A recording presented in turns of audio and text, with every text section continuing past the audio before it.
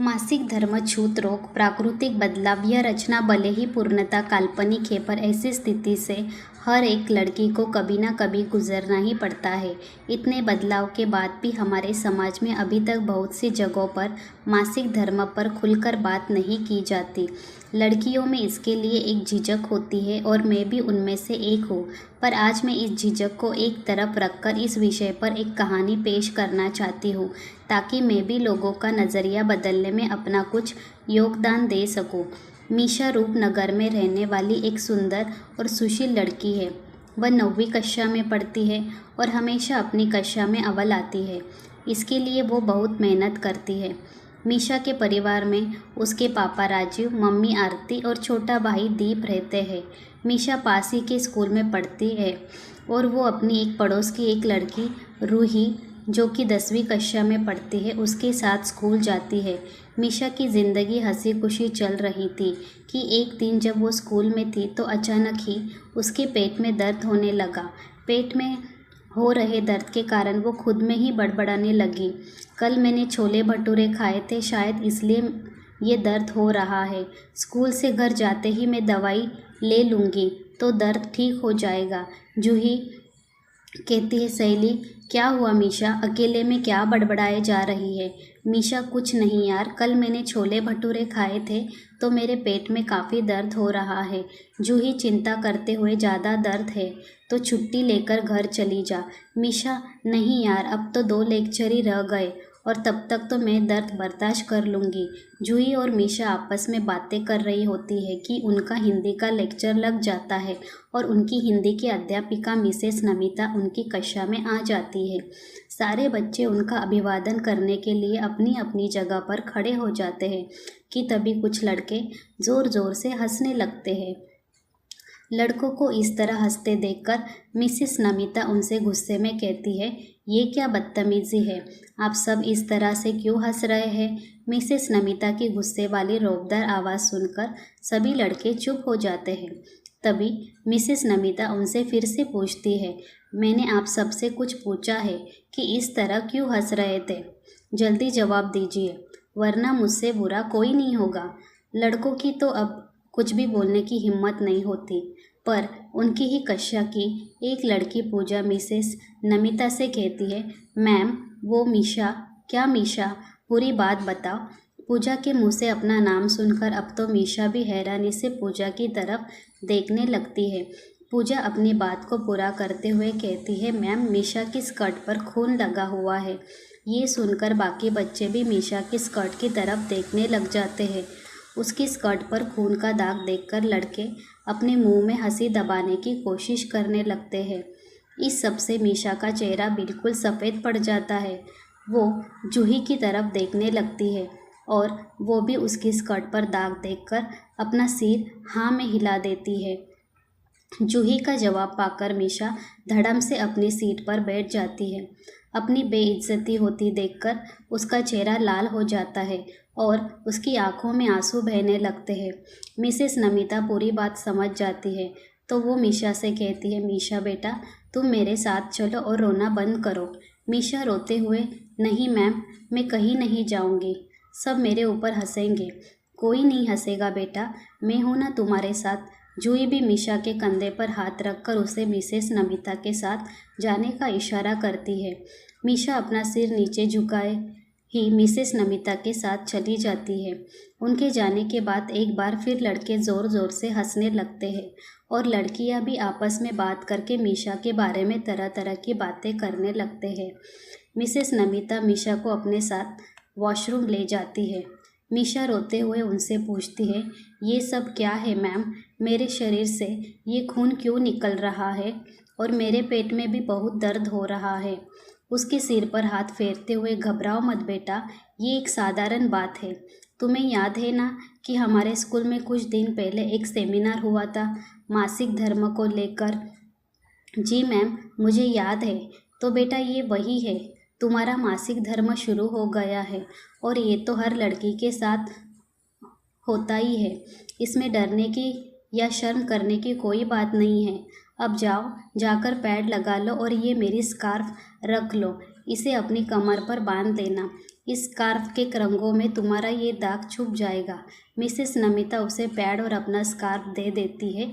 मीशा उन्हें धन्यवाद कहकर वॉशरूम में चली जाती है।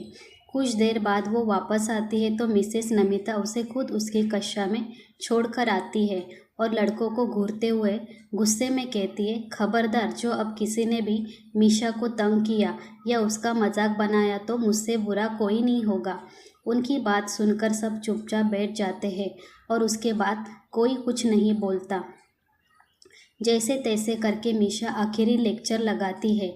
छुट्टी होते ही सभी लड़के फिर से उस पर हंसते हुए वहाँ से चले जाते हैं और लड़कियाँ भी उसको काफ़ी बातें सुनाती है। मीशा बेचारी चुपचाप अपना सिर झुकाए बैठी रहती है। सबके जाने के बाद जूही उससे कहती है, जूही, मीशा तो इन सब की बातों पर ध्यान मत दे और शर्म तुझे नहीं बल्कि इन्हें आनी चाहिए जो उस दाग का मजाक उड़ा रहे हैं जिसकी वजह से ये खुद इस दुनिया में आए हैं। तभी दरवाजे से एक लड़की की आवाज़ आती है। जूही बिल्कुल सही कह रही है। आवाज़ सुनकर दोनों दरवाजे की तरफ देखती है तो वहाँ मीशा की पड़ोस वाली लड़की रूही खड़ी होती है। रूही उनके पास जाती है और मीशा से कहती है, रूही, मीशा, तू लोगों की बातों पर ध्यान मत दे और अपनी सेहत के बारे में सोच। ये सब तो चलता ही रहता है। चल घर चलते हैं।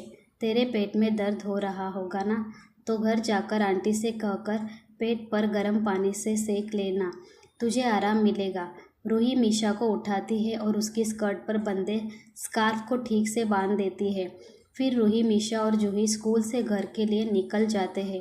जैसे ही मीशा अपने घर पहुंचती है तो उसकी मम्मी की नज़र मीशा की कमर पर बंधे स्कार्फ पर पड़ती है तो वो मीशा से कहती है, जी मीशा, ये तूने कौन सा नया फैशन चलाया है स्कर्ट के ऊपर स्कार्फ बांधने का।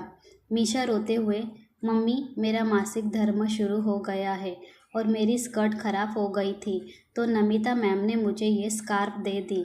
मम्मी, मेरे पेट में बहुत दर्द हो रहा है। रूही दीदी बोल रहे थे कि घर जाकर गर्म पानी से सेक कर लेना, उससे कुछ राहत मिलेगी, तो प्लीज़ आप मुझे पानी गर्म करके दे दीजिए। आरती जी ठीक है, कहती है, तू जाकर कपड़े बदल ले और इन्हें धो दे।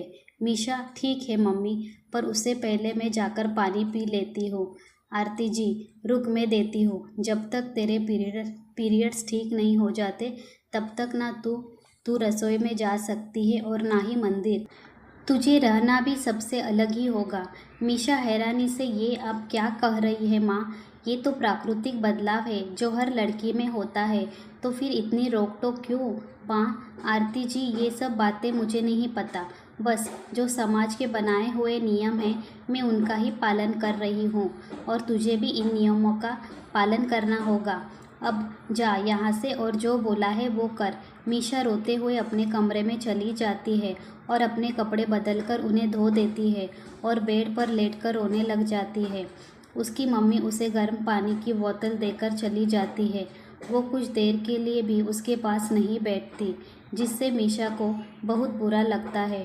कहाँ तो उसने सोचा था कि कुछ देर वो अपनी मम्मी की गोद में लेट जाएगी और कहाँ उसकी मम्मी ने उसे इस तरह का व्यवहार किया।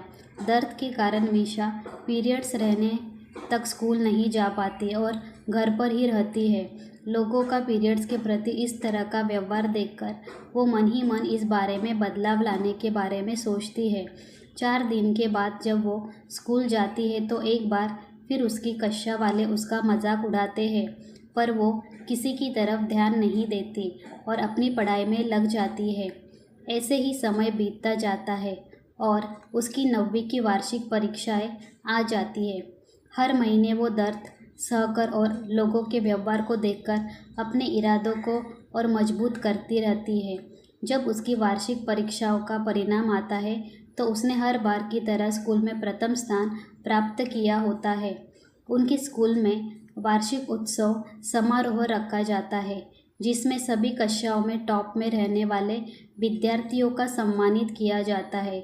जब मीशा की बारी आती है तो वो अपना पुरस्कार लेने के बाद अपनी प्रिंसिपल मैम से कहती है, मैम, मैं कुछ कहना चाहती हूँ। प्रिंसिपल मैम, हाँ बेटा बोलो। मीशा, मैम ऐसे नहीं, मैं यहाँ बैठे सभी लोगों के सामने अपने मन की बात रखना चाहती हूँ। प्रिंसिपल मैम, ठीक है बेटा जाओ। माइक की तरफ इशारा करते हुए मीशा माइक के पास जाती है और कहती है, मेरा नाम मीशा है और आज मैं यहाँ अपने मन में काफ़ी दिनों से आ रही कुछ बातों के बारे में चर्चा करना चाहती हूँ। सभी सवालिया नज़रों के साथ मीशा को देखने लगते हैं। आरती जी को भी कुछ समझ में नहीं आता कि आखिर मीशा किस बारे में बात करना चाहती है। मीशा एक बार सबकी तरफ देखने के बाद आगे बोलना शुरू करती है। आप सब सोच रहे होंगे कि आखिर मैं किस बारे में बात करना चाहती हूँ, तो मैं आज यहाँ लड़कियों में आने वाले सबसे बड़े प्राकृतिक बदलाव यानी कि मासिक धर्म के बारे में बात करना चाहती हूँ। मासिक धर्म का नाम सुनते ही वहाँ बैठे सब लोग मीशा के बारे में तरह तरह की बातें करने लग जाते हैं। आरती जी भी उसे गुस्से से घूरने लग जाती है, पर वो किसी की परवाह नहीं करती और आगे बोलती है, मीशा, मैं जानती हूँ कि आप सब सोच रहे होंगे कि कैसी बेशरम लड़की है जो इस बारे में बात करना चाहती है, पर मैं आप सबसे पूछना चाहती हूँ कि आखिर इस बारे में बात करने में दिक्कत क्या है, जबकि ये बदलाव तो हर एक लड़की के जीवन की सच्चाई है। अगर ये ना हो तो ये समाज कभी भी आगे नहीं बढ़ सकता। फिर क्यों इसको लेकर लोग ऐसी ऐसी बातें करते हैं और लड़कियों का मजाक उड़ाते हैं। मुझे अच्छे से याद है कि जब मुझे पहली बार मासिक धर्म शुरू हुए थे तो उस समय मैं स्कूल में थी और मेरे कपड़े ख़राब हो गए थे। उस बात के लिए न केवल लड़कों ने बल्कि लड़कियों ने भी मेरा बहुत मजाक उड़ाया था, जिससे मुझे बहुत दुख हुआ। मुझे तो मेरी खुद की माँ तक ने भी नहीं संभाला और फरमान सुना दिया कि रसोई में नहीं जाना, मंदिर में नहीं जाना, किसी चीज़ को नहीं छूना और सबसे अलग सोना है। इतना बोलते बोलते मीशा की आंखों से आंसू बहने लग जाते हैं और वो कुछ देर के लिए चुप हो जाती है। तभी मिसेस नमिता वहाँ आती है और उसे आगे बोलने के लिए हिम्मत देती है। फिर मीशा आगे बोलना शुरू करती है। उस समय भी मुझे नमिता मैम, रूही दीदी और मेरी बेस्ट फ्रेंड जूही ने ही संभाला था और इसके लिए मैं इनकी हमेशा आभारी रहूँगी। अब मैं यहाँ बैठे सभी लड़कों को, आदमियों, लड़कियों और उन औरतों से पूछना चाहती हूँ जो इसको एक मजाक का पात्र बनाते हैं।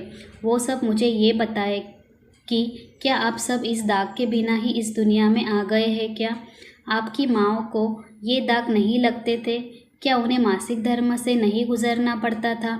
अगर आपको इस दाग से इतनी ही दिक्कत है ना, तो अपने जीवन में ऐसी ही लड़कियों को लेकर आना जिन्हें ये दाग न लगते हो। फिर देखती हूँ कि कैसे आपके वंश आगे बढ़ते हैं। ये बात सुनकर लोगों की नज़रें शर्म से नीचे झुक जाती है। मीशा उनकी तरफ देखकर मुस्कुराते हुए कहती है, काश कि मेरी इन बातों का असर आप सब पर हमेशा के लिए हो जाए और लड़कियों का जीवन आसान हो जाए। अरे, जब एक लड़की को मासिक धर्म होते हैं ना, तो उसे किस शारीरिक पीड़ा से गुजरना पड़ता है, इसका तो आप लड़के अंदाज भी नहीं लगा सकते। और ये लड़कियां जिन्हें खुद इस बात का पता है, वो भी दूसरी लड़कियों को मानसिक पीड़ा देने से पीछे नहीं हटती। जब 4 से 7 दिन तक शरीर से लगातार खून निकलता है ना, तो इतना दर्द और इतनी दिक्कतें होती है कि लगता है कि इससे अच्छा है कि एक बार में ही जान निकल जाए। और ऐसा भी नहीं है कि ये दर्द ज़िंदगी में सिर्फ एक बार ही सहना पड़े। ये दर्द तो एक लड़की को तब से सहन करना शुरू हो जाता है जब उसका मासिक चक्र शुरू हो जाता है। उसके बाद हर महीने उसे इसी दर्द से गुजरना पड़ता है, और वो भी सिर्फ कुछ समय के लिए नहीं बल्कि अपने जीवन के 45-50 साल तक की ज़िंदगी का हर महीना उन्हें इसी दर्द में गुजरना पड़ता है। एक लड़की फिर भी खुशी खुशी इतना दर्द सहती है ताकि इस समाज को आगे बढ़ाने में कोई दिक्कत ना हो, पर जब वही समाज उसे मजाक का पात्र बनाता है तो वो टूट जाती है। इसके बाद मीशा अपनी माँ की तरफ देखती है और उनसे कहती है, माँ, आप तो मेरी अपनी है ना, फिर आपके दिल में मेरे लिए साथ ऐसा व्यवहार करने की इजाज़त आपको कैसे दे दी?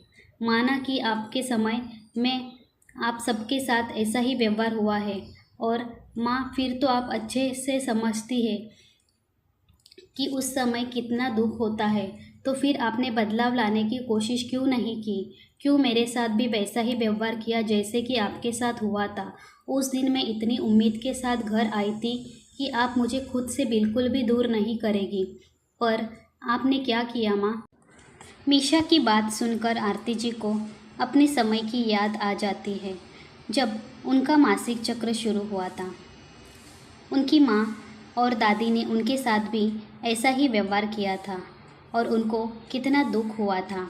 आरती जी की आंखों से आंसू आ जाते हैं और वो भागती हुई स्टेज पर जाती है और मीशा से कहती है, बेटा, हो सके तो मुझे माफ़ कर देना।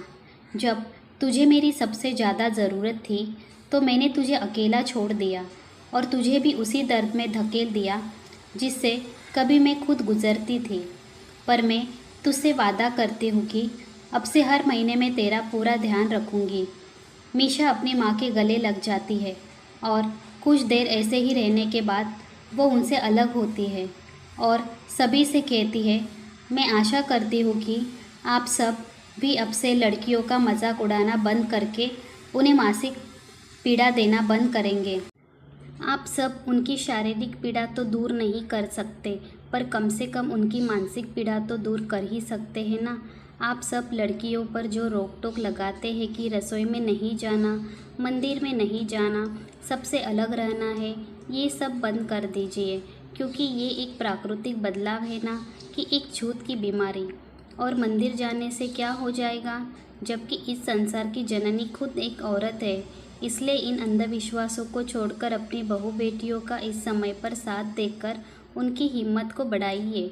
इसके बाद मीशा चुप हो जाती है और सभी लोग खड़े होकर ज़ोर ज़ोर से तालियां बजाने लगते हैं।